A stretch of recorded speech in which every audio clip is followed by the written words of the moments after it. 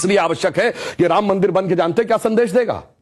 दुनिया का इतिहास भरा पड़ा है कि भाई भाई की गर्दन काट के गद्दी पे बैठा, बेटा बाप को मार के गद्दी पे बैठा। यह दुनिया को एक संदेश देगा कि एक ऐसा भी महापुरुष है, एक ऐसे भी भगवान है, एक ऐसी महान संस्कृति है जहां पिता के एक वचन के लिए संपूर्ण राज्य छोड़कर बेटा जंगल में चला जाता है। जहां जिसको राज मिलने वाला होता है वो खड़ाऊ रख के शासन करने लगता है, दूसरा भाई जंगल में चला जाता है। यह संदेश देगा।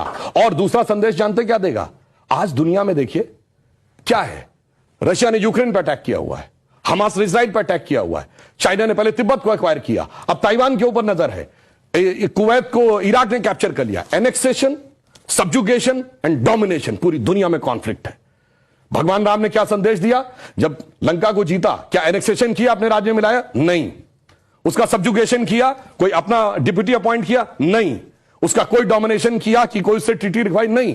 कहा भाई अपने अपने धर्म का पालन करो, बस हम इतने ही में करते हैं। तो पूरी दुनिया को जियोपॉलिटिकल संदेश अगर कोई देगा तो वो ये देंगे। और मैं एक बात और कहना चाहता हूं, जो आपने कहा राम शब्द का अर्थ जानते क्या है?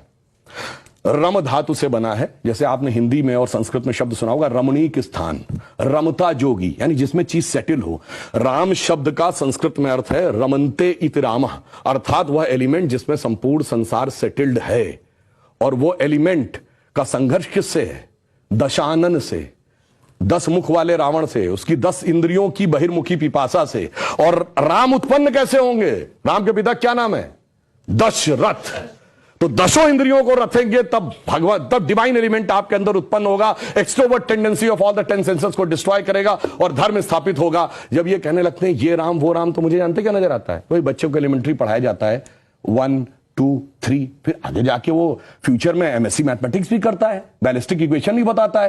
पर ये कहेंगे नहीं वो बैलिस्टिक इक्वेशन है, तो फिर तो 1 2 नहीं पढ़ाना चाहिए, क्योंकि वो तो अलग है। मैं पहले भी उदाहरण दे चुका हूं।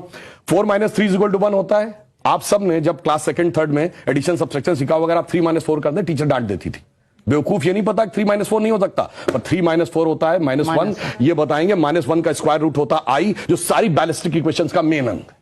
तो उस लेवल पे पहुंचिए तो समझ में आएगा जिसको आप कह रहे हैं बचकाना है वो कितना आलीशान है, ये जाके समझ में आएगा। डॉक्टर कलाम से पूछिए तो -1 के स्क्वायर रूट का अंतर समझ में आएगा। तो राम की कथा बहुत गहरी है और इसीलिए रामचरितमानस क्यों लिखा है? राम के चरित्र को मन में धारण करिए। रावण हर चीज में राम से बड़ा था जब राम लीला कर रहे थे। वैसे तो वो ईश्वर है, हर चीज में बड़ा, पैसे में बड़ा, उनके बाद सोने की लंका, उसके बाद रावण रथी विरत रघुवीरा। अगर देखा जाए पावर में उनसे ज्यादा बड़ा, 10 आदमियों की ताकत उसको, उनसे बड़ा पंडित मुस्सा जोधा और ना कोई दूजा है। अपने शीशों को काट काट शंकर को मैंने पूजा। वो कहता इतने बड़े पुजारी तो राम भी नहीं थे। फिर किस कारण से वो हार गया?